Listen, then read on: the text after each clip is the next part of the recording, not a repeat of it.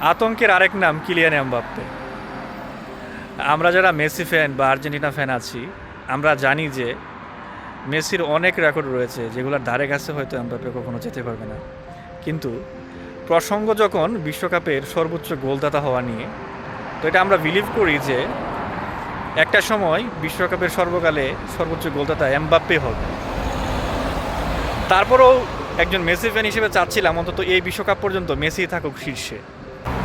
কিন্তু এমবাপ্পে যেভাবে প্রতি ম্যাচেই ক্ষুধার্ত বাঘের মতো ঝাঁপিয়ে পড়তেছে, তো মনে হয় না তো সেই রেকর্ডটা আর বেশি দিন মেসি ধরে রাখতে পারবে।